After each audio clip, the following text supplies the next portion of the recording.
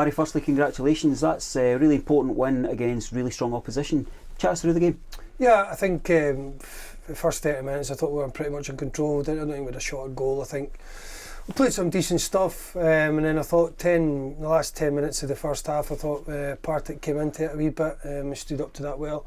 I thought the second half we came out really well and fast. We got our goals, and we scored a couple of good goals, and then obviously the last 15 minutes they tried to come at us but never really threatened us, and it says right, okay, we've scored our goals, and we just said, right, it's time for you to... We played smart football in the end, and we sat there and just tried to make sure that we got the 3 points. Change of shape today, was that based on reflection from recent games, results, performances, or was that specifically aimed at what you thought would unlock a victory against Partick Thistle? Both. I think, to be fair, I'm not sure of many people, but we've flipped system a lot this season and people haven't really noticed. Well, some people have. And it's about habits as much as systems. So for me, I just thought today we wanted to tie down. The important part was there are two wide players, they're probably the two best in the league, so we wanted to have two full-backs that were going to be close to them all the time. We managed to do that.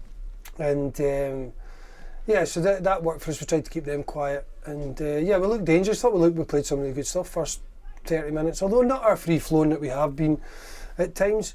But I said it was an important one for us today. The boys, they always work so hard for their football club, and the fans, I know, are happy with that. But they had a few punches over the last couple of weeks, and that can happen in football.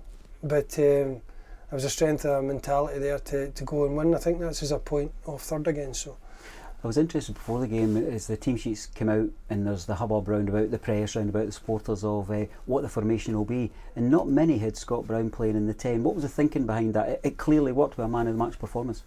Yeah, well, I think Scott can make them good runs in behind. He's obviously good as a trigger for a press as well. He's got energy that he can burst through in between defenders, and yeah, I thought he played well in the game, and I think a lot of them did. And his systems is there to obviously to try and build for the back, or we're going to try and get a high press on. It's one of the two, and we always every week we try and see what we're going to go with, and we do mix it up at times. But I thought he did well in the game. Clean sheet, always welcomed, and a second start for Darragh Connor. How's he settling in? Yeah, I thought he did well, and the clean sheet. I don't think they threatened us that much today. I don't think they did. I'm not sure. I can't remember Josh having a save to make, so that was pleasing from us, and that showed that our structure was pretty good.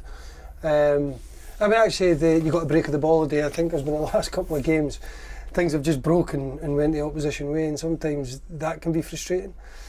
But all in all, yeah, it was a good performance. But we've got some really good games coming up, so we need to go and try and put some more points on the board. Did you have a good line of sight on the goals? Oh, I've not seen them back. I've just came straight in to speak to you, so I'll have to go and have a look back at them, like I'll have a look back at the whole game. But no, it was good times to get the goals. But I think the players deserved that. They deserved to win the game today. This league's so tight that one win makes all the difference. I think a mixture of joy and relief at the end for supporters.